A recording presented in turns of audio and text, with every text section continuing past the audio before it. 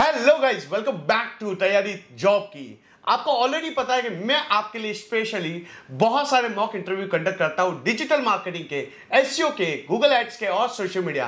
क्या आप digital marketing का या एसईओ का या गूगल एड्स का कोई भी इंटरव्यू देने जा रहे हैं तो इंटरव्यू देते समय आपको किन किन चीज़ों की जरूरत होती है, क्या क्या चीज़ें आपको तैयार करनी चाहिए, किस पे आपको फोकस करना चाहिए, और आप इंटरव्यू में बैठ रहे हो तो आपको आंसर कैसे देना है। मेरे स्टूडेंट यहाँ पे इंटरव्यू देने आ रहे हैं।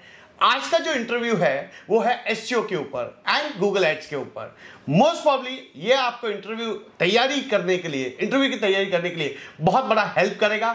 सो गाइस, एंड तक ये वीडियो जरूर देखिएगा क्योंकि ये सिर्फ वीडियो नहीं है, आपकी लाइफ चेंज कर सकता है। तो मैं कुछ पॉइंट यहां पे लिखूंगा, उनको फीडबैक भी दूंगा कि ये इन लोगों ने क्या गलती की है और क्या इंप्रूवमेंट करना चाहिए। तो चलिए गाइस, स्टार्ट करते हैं आज का interview. Can you give me the resume? Yes, sir. Karan. Okay. आपका नाम? मनस्वी. Okay. So Manasvi and Karan. Manasvi, can you just brief about yourself? Currently क्या कर रही हो? Past experience क्या है? और why you want to join this company? Myself is Manashwi Shah. I did a computer engineering from Ahmedabad Institute of Technology in Ahmedabad. I born and brought up in Ahmedabad. I have work experience as a teacher in a preschool at Shanti Juniors. And right now I am doing digital marketing because digital marketing is a booming industry and I have really interest in this field. And I enjoying this work, so I wanted to do something in digital marketing. Okay, Karan, just brief me about yourself and थोड़ा loud बोलिएगा please. My name is Karan Sadwa. I have done graduation from BMS, Bachelor in Management Studies from Mumbai. Currently I am pursuing digital marketing from Digital Sandeep Academy. और मैंने Google Ads पे काम किया है, SEO पे काम किया है, लेकिन मुझे ज़्यादा इंटरेस्ट SEO में, तो इसलिए मैंने SEO के लिए अप्लाई किया है। Great. ओके, तो आप लोगों का कोई पास्ट एक्सपीरियंस है मनस्वी? कोई डिजिटल मार्केटिंग में पास्ट एक्सपीरियंस कुछ है आपने? यहाँ पे आपने कुछ मेंशंस किया है कि आपने इन्वेंजा सॉल्यूशन पे काम किया है, खुद की अपनी वेबसाइट पे काम किया है। Can you just brief me about this project? मैंने DA से डिजिटल संदीप अकेडमी से डिजिटल मार्केटिंग का कोर्स किया है और उसमें मैंने इंटर्नशिप भी की है, full time internship digital Sandeep sir के अंडर में की हुई है। तो वहाँ पे मैंने काफ़ी सारे लाइव प्रोजेक्ट पे वर्क किया है। तो राइट नाउ मैंने सोशल SEO के लाइव प्रोजेक्ट्स है इन्वेंजा है और खुद की वेबसाइट manashvi.digital संदीप अकेडमी, उसके ऊपर SEO के ऊपर काम किया। सो जब आप कोई भी SEO का प्रोजेक्ट लेते हो, right? So Manasvi, how you start? कैसे करते हो? What is the first phase, second phase, third phase? Sir, जब हम कोई भी प्रोजेक्ट लाइन का लेते हैं तो सबसे पहले हम क्लाइंट की वेबसाइट का ऑडिट करते हैं। सो ऑडिट में उनकी वेबसाइट्स में क्या क्या प्रॉब्लम्स है, क्या क्या चीज़ रेक्टिफाई करनी चाहिए, क्या क्या चेंजेस करने चाहिए, वो हम सारा पूरा ऑडिट रिपोर्ट बनाते हैं और हम क्लाइंट को बताते हैं कि उनकी क्या क्या चीज़ें होनी चाहिए। उसके बाद हम sorry to interrupt you, in audit what is the meaning of audit and why you are doing audit? In audit मतलब कि क्लाइंट की वेबसाइट में क्या क्या प्रॉब्लम्स है वो हम फाइंड करते हैं और उसकी पूरी प्रेजेंटेशन या तो फिर हम उसकी वर्ड फाइल बनाते हैं और क्लाइंट को रिप्रेजेंट करते हैं। ऑडिट के कोई पॉइंट्स बताएंगे आप? ऑडिट पे क्या क्या चीजें मेंशंस करते हो? Definitely sir. और ऑडिट बनाते समय आप कौन कौन से टूल्स मेंशंस करते हो? जैसे कि क्लाइंट की वेबसाइट है तो हम उनका पेज टाइटल है, उनका मेटा डिस्क्रिप्शन है, मेटा कीवर्ड्स है, साइट मैप है या नहीं, क्राउडिंग स्टेटस क्या है, उनकी वेबसाइट मोबाइल फ्रेंडली है या नहीं। सो ये काफ़ी सारे पॉइंट्स होते हैं जो हम उसमें मेंशन करते हैं। जितनी प्रॉब्लम्स होती है वेबसाइट से रिलेटेड, उनके पेज लेआउट, उनका यूज़र इंटरफेस कैसा है, वो सारी चीज़ें हम लोग मेंशन करते हैं। और उसके लिए हम मेनली स्क्रीमिंग फ्रॉग का यूज़ करते हैं। और कुछ चीज़ें ऐसी है जैसे कि हमें साइट मैप चेक करना है तो हम योस्ट का यूज़ करते हैं कि साइट मैप है या नहीं चेक करना है, मोबाइल फ्रेंडली है या नहीं तो हम लोग मोबाइल यूजेबिलिटी टेस्ट का यूज़ करते हैं। एंड ऐसे काफ़ी सारे टूल्स होते हैं हम यूज़। मुझे आप करण ये बताइए, what is the meaning of site map? Site map जैसे कि जो वेबसाइट का मैप होता है वो होता है, जैसे कि अभी वेबसाइट के अंदर बहुत सारे पेजेस होते हैं, राइट। तो जैसे कि गूगल का क्रॉलर होता है, तो क्रॉलर मतलब एक जैसे कह सकते बॉट होता है, तो वो क्रॉलर वेबसाइट के अंदर आके क्रॉल करता है। तो मतलब साइट मैप में कैसा होता है कि जैसे कि बहुत सारे पेजेस होते हैं, तो हम क्रॉलर को बोलते हैं कि आप वेबसाइट में आओ और जो पेजेस है वो सब क्रॉल करो, तो वो साइट मैप होता है। Okay, how we can check site map website में है या नहीं है? साइट मैप हम वेबसाइट में चेक कर सकते हैं, जो यूआरएल होता है वेबसाइट का उसको स्लैश मार के sitemap.xml करके हम चेक कर सकते हैं, और जो दिखता है जैसे कि योस्ट एसईओ हुआ तो उससे पता चलता है कि वेबसाइट के अंदर साइट मैप है, मतलब क्रॉलर ने इतने सारे पेजेस क्रॉल किए हैं। सही। अब मुझे ये बताएंगे XML साइट मैप और HTML साइट मैप में क्या डिफरेंस है? XML साइट मैप तो क्रॉलर के लिए होता है, और जो HTML वाला होता है वो कस्टमर पॉइंट ऑफ व्यू के लिए। Okay, then how you can generate XML site map? XML site map जैसे कि XML, हाँ। तो वो हम बैकएंड में जाएंगे, जो वेबसाइट होती है बैकएंड में लॉगिन करेंगे, उसके बाद जो XML योस्ट एसईओ हम इनपुट करेंगे, जो प्लगइन होता है उसमें हम योस्ट एसईओ डालेंगे, और योस्ट एसईओ में फिर जो हम ऑन पेज करते हैं, जो 7 मेन एलिमेंट्स होते हैं वो हम वेबसाइट को ऑन पेज करते हैं, उसके बाद हम साइट मैप डाल सकते हैं वेबसाइट के अंदर। कोई मैन्युअली साइट मैप डालने की कोई टेक्निक पता है आपको? मुझे योस्ट से साइट मैप क्रिएट नहीं करना है, मुझे कोई ऐसा पॉइंट जो आप बताइए जिससे आप मैन्युअली साइट मैप क्रिएट कर सकते हो। कोई टूल्स कोई याद है साइट मैप क्रिएट करने का अपार्ट फ्रॉम योस्ट? क्योंकि योस्ट तो आप डालेंगे तो ऑटोमेटिकली बन जाएगा, राइट?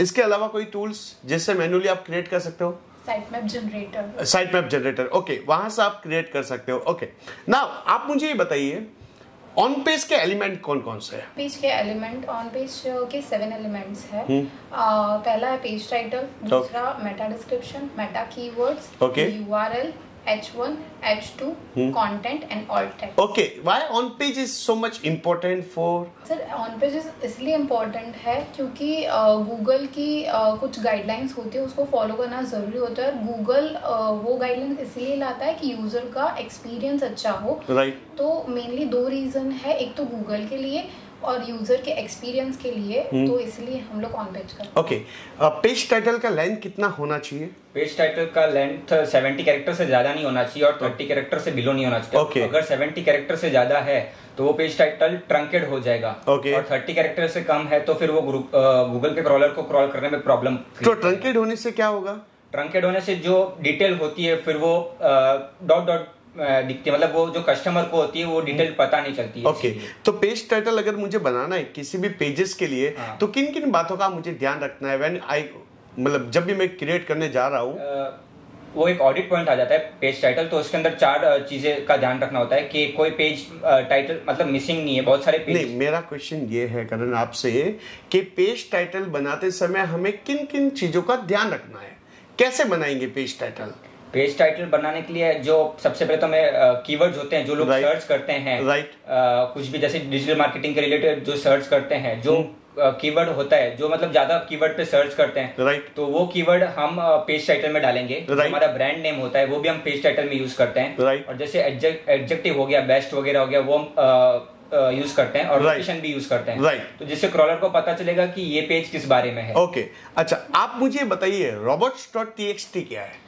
सर robot.txt एक टैग है जो हम अपनी वेबसाइट पे डालते हैं। तो अगर पहले तो हम जब अपनी वेबसाइट बना रहे होते हैं, हमें उसको लाइव नहीं क्रॉल नहीं करवाना होता है, तो हम अपनी वेबसाइट के वो वेब डेवलपर से कह के robot.txt हम टैग डलवाते हैं। ओके, और उसके बाद हमारे जैसे कि हमारे पास कोई कॉन्फिडेंशियल कस्टमर का डेटा होता है, या बैंक के कोई कस्टमर या आईडी या उनकी चीजें होती है, यूजर नेम पासवर्ड आईडी, तो वो कॉन्फिडेंशियल डेटा होता है, तो वो हमें क्रॉल नहीं करवाना होता है, तो उसके लिए हम robot.txt उस पेज पे लगाते हैं। ओके, मैं कैसे चेक कर सकता हूँ कि मेरी वेबसाइट के कौन से पेजेस को ब्लॉक किया गया है? सर हम लोग ये चेक कर सकते हैं, स्क्रीनिंग फ्रॉग करके जो टूल आता है उसमें रिस्पॉन्स कोड में robot.txt होता है, उस पे हम अगर क्लिक करते हैं तो हमें सारे पेजेस बता देते हैं। ठीक है, अब लेट्स से एग्जांपल अगर मेरा कोई पेज क्रॉल नहीं हुआ है, ठीक है, सो इससे क्या इम्पैक्ट होगा?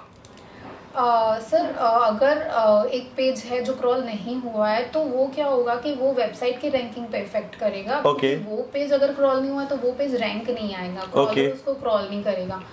तो अगर वो नहीं हुआ है तो अल्टीमेटली वेबसाइट के रैंकिंग में बहुत इफेक्ट होगा। आप मुझे बताइए, वेबमास्टर के बारे में सुना आपने? क्या है वेबमास्टर? जैसे कि क्रॉलिंग स्टेटस करके होता है, जो मतलब वेबसाइट हमें क्रॉल करवाने होते हैं। वेबमास्टर हमें ये बताता है कि वेबसाइट ने कितने, जो क्रॉलर होता है उसने कितने पेजेस को क्रॉल किया है या पेजेस को क्रॉल नहीं किया है। क्या और कोई डिटेल? और वेबमास्टर के बारे में बता सकते, मतलब जो ऑर्गेनिक रिजल्ट होता है वेबसाइट का, वो हमें वेबमास्टर टूल में पता चल जाता है। कौन कौन सा ऑर्गेनिक डिटेल मिलती है मुझे वेबमास्टर में? 360 रिपोर्ट मिलती है, जैसे कि जो कस्टमर्स हैं या जो उनका डेटा है वो सब हमें वेबमास्टर में पता चलता है। Can you elaborate? वेबमास्टर ने अभी अपना नाम चेंज किया है सर्च कंसोल, तो उसमें हम पीपल की डेमोग्राफिक डिटेल्स नहीं ले सकते, पर वो कहाँ से आ रहे हैं, कौन कौन सी जगह से आ रहे हैं, वो सारी डिटेल मिल सकती है। हम कीवर्ड की रैंकिंग, कीवर्ड्स की रैंकिंग भी हमें पता चलते हैं, क्रॉलिंग स्टेटस भी हमें पता चलता है। ओके, क्रॉलिंग स्टेटस का मतलब क्या होता है मनस्वी? सर क्रॉलिंग स्टेटस का मतलब कि हमारे वेबसाइट को गूगल के क्रॉलर ने कितने पेजेस क्रॉल किए हैं। ठीक है, अभी मुझे वेबमास्टर से पता नहीं लगाना है कि गूगल ने कितने पेजेस को क्रॉल किया है, सो कोई अदर टेक्निक जहाँ से मैं पता लगा सकता हूँ? जैसे कि हम सर्च करेंगे गूगल पे साइट और जो कॉलम होते हैं वो डाल के हम जो वेबसाइट का यूआरएल होता है वो डाल देंगे, तो उससे हमें पता चलेगा कि जैसे कि अभी वेबसाइट में कभी कभी टोटल 28 पेजेस होते हैं, लेकिन रिजल्ट में कुछ ज्यादा पेजेस दिखाता है, तो वो पेजेस हमको मतलब डिलीट करने पड़ते हैं, तो इससे रैंकिंग पे भी इफेक्ट आता है। ठीक है, वेबमास्टर एंड गूगल एनालिटिक्स में क्या डिफरेंस है?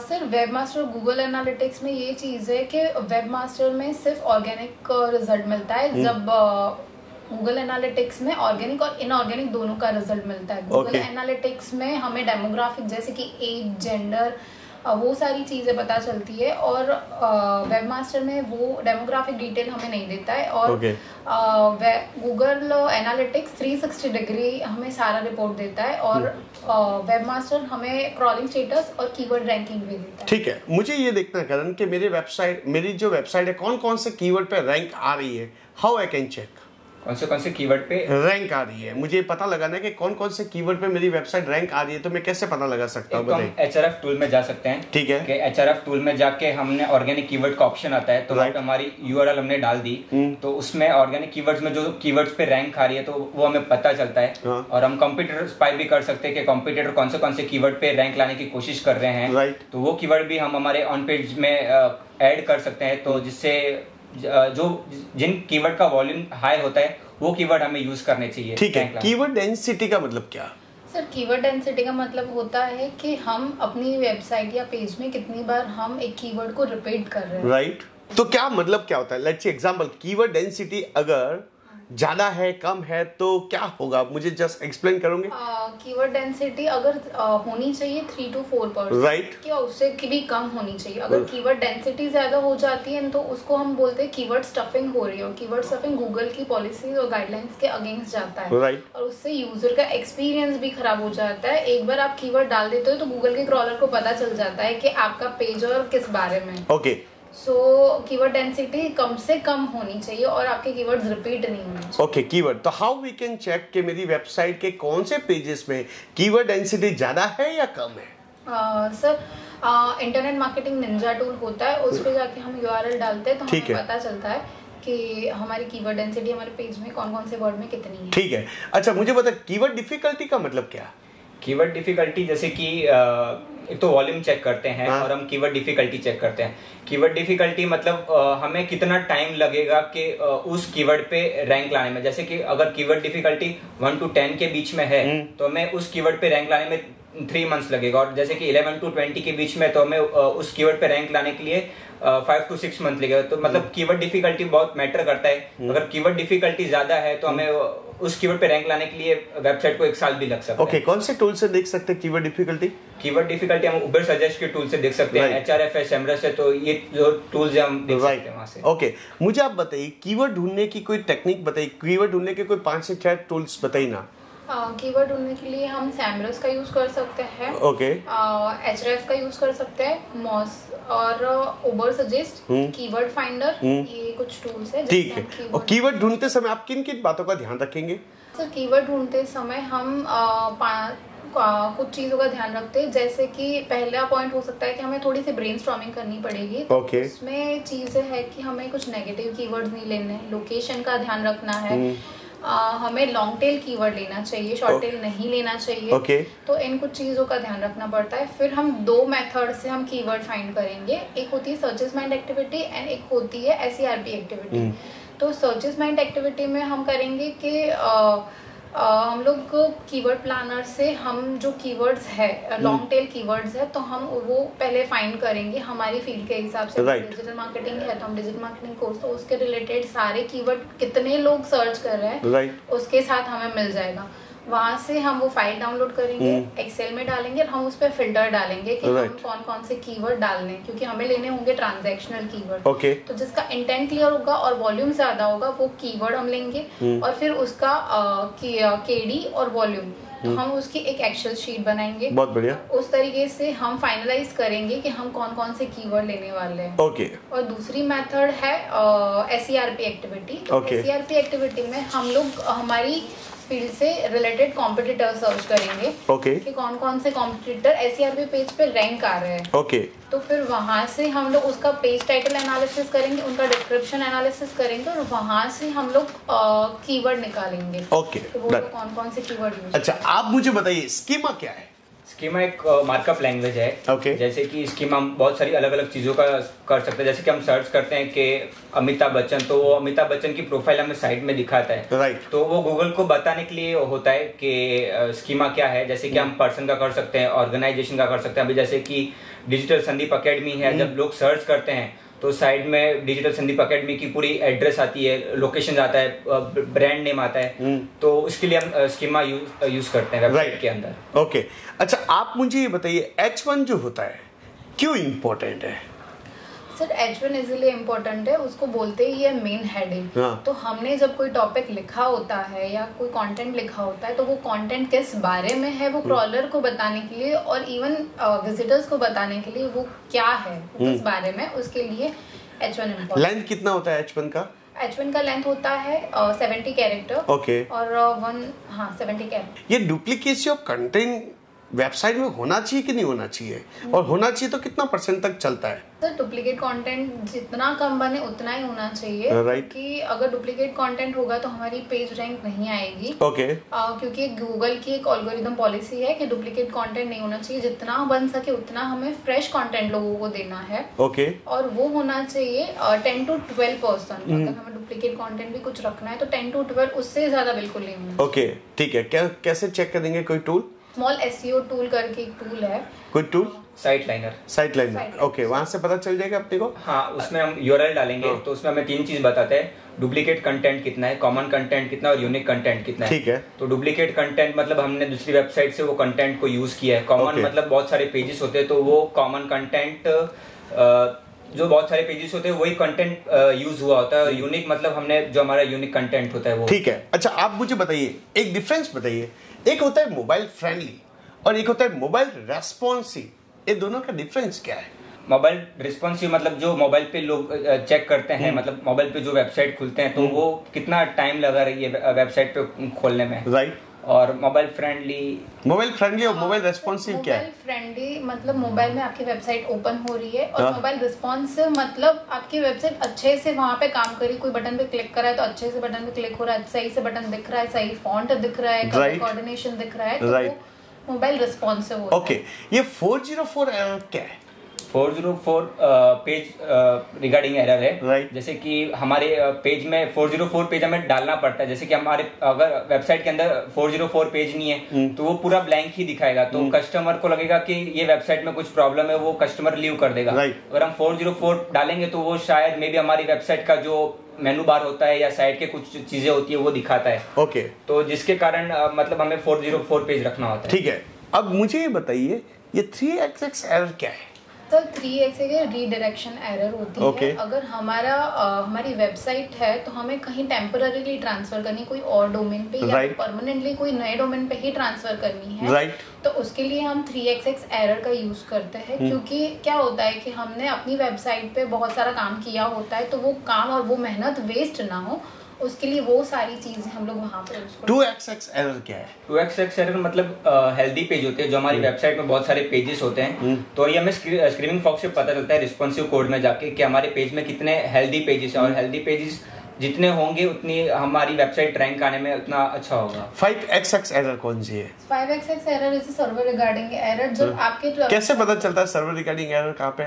जब आप बहुत अच्छा सा मार्केटिंग कर रहे हो अपनी वेबसाइट का, अपनी ब्रांड का, तब आपकी वेबसाइट पे ट्रैफिक आने वाला है, और ट्रैफिक जब ज्यादा आएगा तब पता चलेगा कि आपकी वेबसाइट सही से काम कर रही है, आपका सर्वर सही से काम कर रहा है या नहीं। अगर ये प्रॉब्लम आती है, उसको रेक्टिफाई करने का क्या सॉल्यूशन है? हमें सर सर्वर ट्रांसफर करना पड़ेगा, सर्वर चेंज करना पड़ेगा। Okay.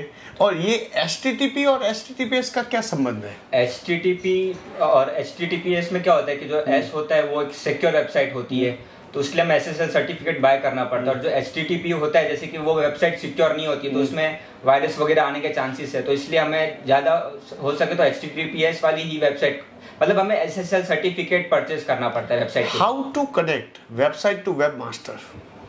How to connect website to webmaster, तो फर्स्ट ऑफ ऑल हम लोग सर्च कंसोल वेबमास्टर पे लॉगिन करेंगे अपनी जीमेल आईडी से। वहाँ पे हम एक प्रॉपर्टी क्रिएट करेंगे, अपना जो वेबसाइट का URL होता है वहाँ पे डालेंगे, और वहाँ पे एक HTML कोड जनरेट होगा, और वो हम अपनी वेबसाइट के हेडर में, बैकएंड के हेडर में डालेंगे।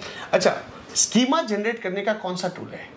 स्कीमा क्रिएशन टूल और या स्कीमा जनरेटर टूल कौन सा है? स्कीमा क्रिएट करने का टूल है, उस टूल का नाम क्या है? JSON LD। ओके, ठीक है। अच्छा, आप मुझे बताइए ये PADA क्या है?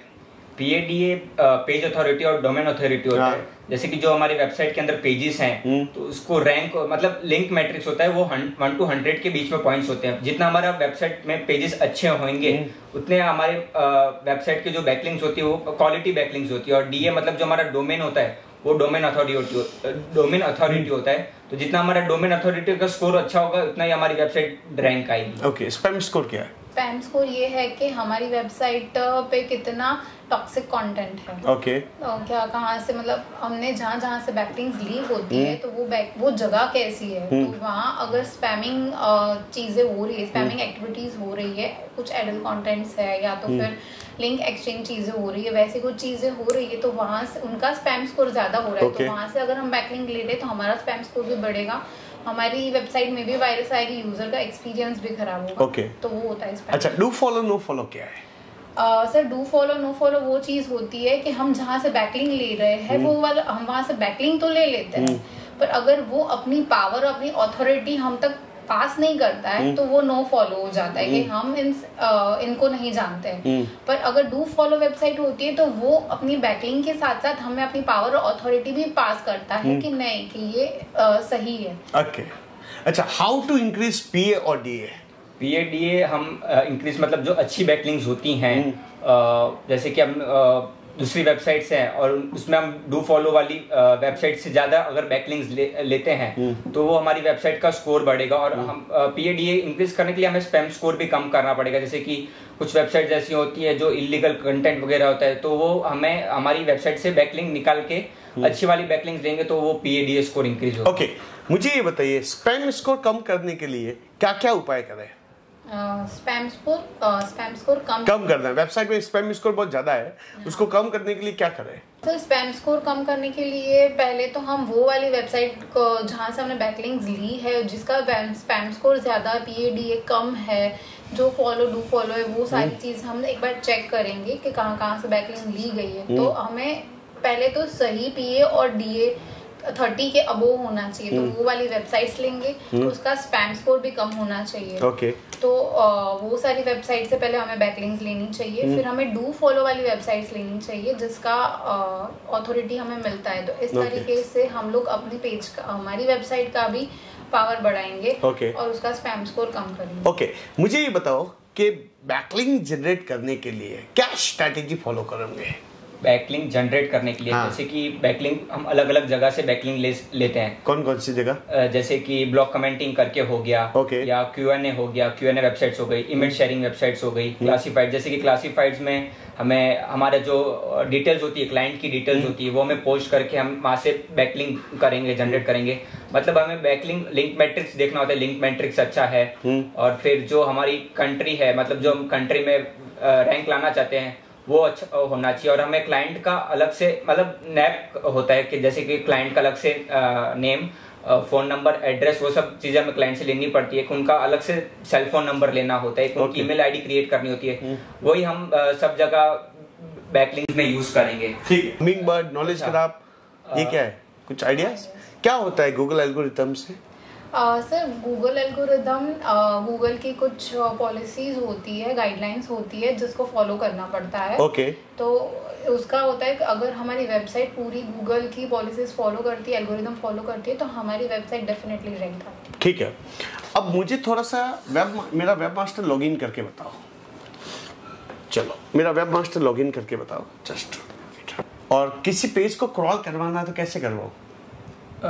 पेज को क्रॉल करवाना है, हाँ, मैंने जैसे ब्लॉग लिखा तो कोई क्रॉल करवाना तो कैसे करवाओ? तो हम वेब मास्टर में जाके क्रॉलर को इनवाइट करके वहां से क्रॉल करवा सकते हैं। ठीक है।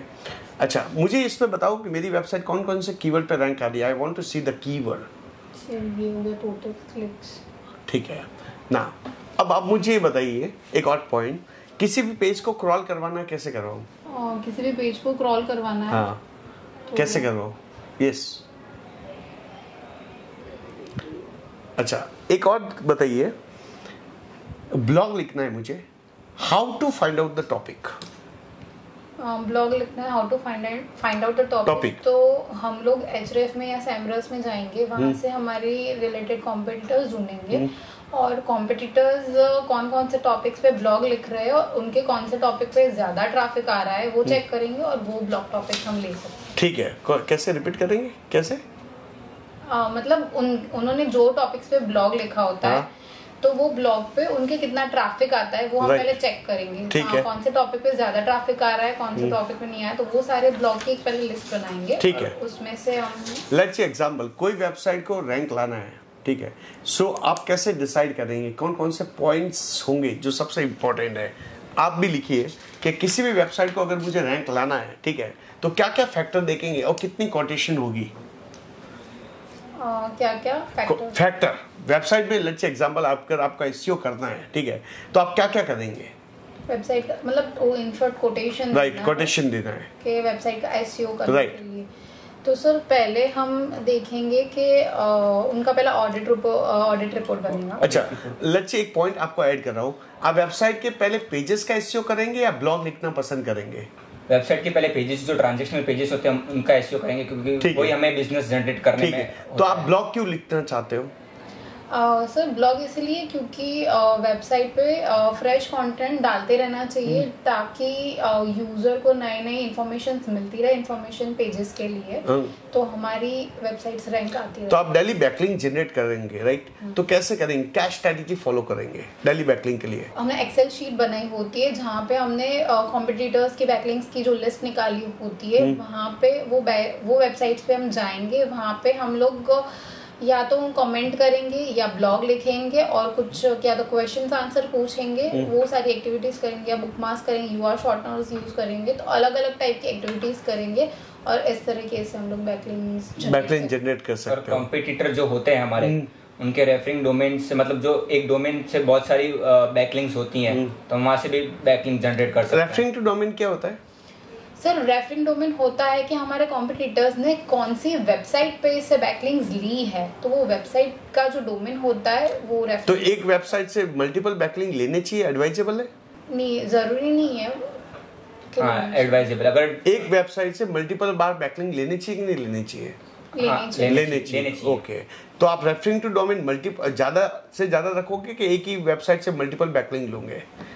मल्टीपल वेबसाइट से हम लोग मल्टीपल डोमेन्स ले, वही सही रहेगा। ठीक है, ठीक है, डन, कोई दिक्कत नहीं है। So thanks a lot, pleasure to meet you Manasvi. So आपने सोशल मीडिया पे भी काम किया हुआ है? सोशल मीडिया में क्या क्या कर रही हो?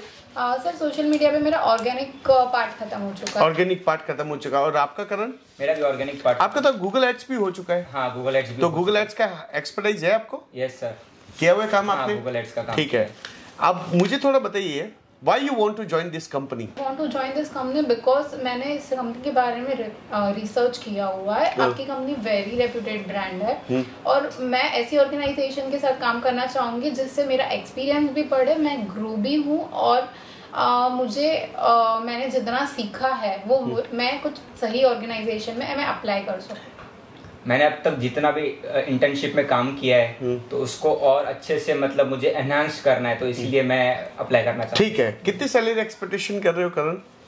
Expecting around 18,000। 18,000। मानसवी आप? Sir expected 22-25। मानसवी क्यों दूं मैं आपको 25,000? मैं एक्सपेक्ट इसलिए कर रही हूँ क्योंकि मैंने अपने कोर्स और इंटर्नशिप में काफ़ी डेडिकेटेडली मेहनत किया है। मैंने अपने प्रोजेक्ट में अपना 100% दिया हुआ है और मैं इतना जानती हूँ कि अगर मैं अब कोई भी काम अपने हाथ में लूंगी तो मैं डेफिनेटली उसको अपना 100% खुद का काम समझ के वो काम करूँगी। ठीक है, लेकिन आपने तो या मतलब 2-3 प्रोजेक्ट किए हुए, ज़्यादा कुछ आपका एक्सपीरियंस तो है नहीं। आपका भी करंट कुछ एक्सपीरियंस तो नहीं, यू आर फ्रेशर। तो मैं फ्रेशर को इतनी सैलरी क्यों दूँ? सर अगर आप चाहते हो तो आप यू कैन कॉन्टेक्ट, हमारा रेफरेंस निकाल सकते हैं, वहाँ पे हमने कैसा कैसा नहीं मैं वो समझ सकता हूँ। आपने मेंशन किया 2-3 प्रोजेक्ट, आपने भी 2-3 प्रोजेक्ट मेंशन किया। मेरा क्वेश्चन यहाँ पे ये है कि मैं आपको इतनी सैलरी क्यों दूँ? इससे बढ़िया मैं 1 ईयर का एक्सपीरियंस बंदा नहीं रहा हूँ जिसने अच्छा खासा काम किया है, मैं आपको क्यों दूँ इतना सैलरी? ऐसा है तो आप हमारा काम भी चेक कर सकते हो, हमने कैसा काम किया है, हम लोगों ने जिनके साथ काम किया है। मुझे आपसे काम से शिकायत नहीं है, मुझे ये बोल रहा हूँ कि आप तो एज अ फ्रेशर ही दिख रहे हो। यहाँ पे तो दो प्रोजेक्ट ही आपने मेंशन किए हैं। बट जो फ्रेशर्स होते हैं वो उनको इतना नॉलेज नहीं होता है, लेकिन हमने इंटर्नशिप में काम किया तो हमें 4 to 5 मंथ का थोड़ा एक्सपीरियंस है ना, तो उस बेस पे हम एक्सपेक्ट करते हैं। आपको लूज से बढ़िया मैं 1 ईयर के एक्सपीरियंस वालों को भी तो ले सकता हूँ। सर आप इसमें क्या है, आपका भी एक बेनिफिट है। अगर आप फ्रेशर को लेते हो तो फ्रेशर्स में एंथुजियाज्म भी ज्यादा होता है, काम करने की चीजें भी ज्यादा, सीखने की चीजें, एक्सपीरियंस करने की चीजें। लेकिन मुझे तो आपको ऑलरेडी सिखाना पड़ेगा ना, आप सीखे हुए तो नहीं हो। सर इंटर्नशिप में हमने काफी सारी चीजें सीखी। हमने इंटर्नशिप में काम किया, बट फिर वो पर्सन टू पर्सन डिपेंड भी करता है कि हाँ कैलिबर क्या होती है पर्सन की। राइट, इस हिसाब से फिर हम एक्सपेक्ट करते हैं। राइट, थोड़ा कन्विंसिंग करो मुझे तो फिर मैं सोचूं आपके बारे में।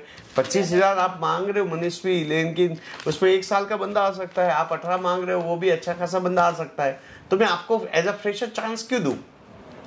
सर एक लॉस है कि अगर आप एक्सपीरियंस पर्सन लेते हो तो उनको पूरा वे पता होता है कि उनको कैसे कैसे करना है, क्या क्या करना है। पर जब आप फ्रेशर को लेते हो तो उनके पास डिफरेंट न्यू आइडियाज होते हैं, उनका एंथुजियाज्म होता है, उनको काम करने का डेडिकेशन होता है, तो वो अल्टीमेटली आपकी ऑर्गेनाइजेशन के लिए बेनिफिट होने ही वाला है। ठीक है, मुझे ये बताइए आप कि 1 ईयर का बॉन्ड है, क्या आप करने के लिए रेडी हो? Yes sir. राइट? यस। अच्छा, मैं 2,000 रुपये आपका काटूंगा every month. Are you ready? Yes sir. 2000 on which मतलब मतलब मेरे कंपनीज के कुछ लॉज होते हैं, मैं वो आपका काटूंगा, चलेगा आपको? Sir but before cutting I want to know कि वो क्या क्या चीजें कट हो रही है, डिडक्ट हो रही है। ठीक है, ठीक है, ओके। संडे काम करने के लिए होते हो, रात को कभी काम हो सकता है, तो रेडी हो सकते हैं? Yes sir. राइट, ठीक है, done. So pleasure to meet you, Manasvi and Karan. Thanks a lot. Be a part, right? क्या गलती की और क्या गलतियां नहीं की बताओ। पहला चीज, थ्योरिटिकल नॉलेज अच्छा था और प्रैक्टिकल नॉलेज भी था, लेकिन वेब मास्टर में मैंने आपको फंसा दिया। Yes sir. वेब मास्टर में आपको फंसा दिया कि यहां से आदमी को एक फायर आ रही है। फायर क्या आई? जो इंटरव्यू ले रहा है उसको फायरिंग की आई कि यार थ्योरिटिकल तो पूरा एकदम रट के आई है और प्रैक्टिकल तो 0। ठीक है, अब नाउ सी, जो आपको आता है वो आपका पूरा 360 आपको पता होना चाहिए कौन सी सेटिंग कहां पे होती है। ये पहला चीज जो आपका सबसे बड़ा नेगेटिव पॉइंट यहां पे लगा। प्रैक्टिकल। ठीक है, प्रैक्टिकल। अब आपने बोला मैंने एक्सपीरियंस ये किया हुआ है, तो मैंने यहां पे अटका दिया। अब मैंने आपको सैलरी में अटकाया। ठीक है, आपको मैंने अटकाया कि आप तो फ्रेशर हो, आपने मुझे कन्विंस ही नहीं किया कि आप फ्रेशर नहीं हो। जो मैं बोल रहा हूँ वो ध्यान से सुना, ठीक है। 10 प्रोजेक्ट यहाँ पे मेंशन होने चाहिए और डीएसए के ये जो दूसरे प्रोजेक्ट है वो भी मेंशन करो, जो प्रोजेक्ट चल रहा है, राइट। ये प्रोजेक्ट करो। ये 25,000 वाला रिज्यूमे लगना चाहिए। ये अभी लग रहा है मुझे 15,000 वाला, तुम्हारा लग रहा है 12,000 वाला। Clear? Done? Is it okay? तो इसको ट्राई करो। Done? All the best, pleasant meet you. Thank you, all the best. Thank you sir.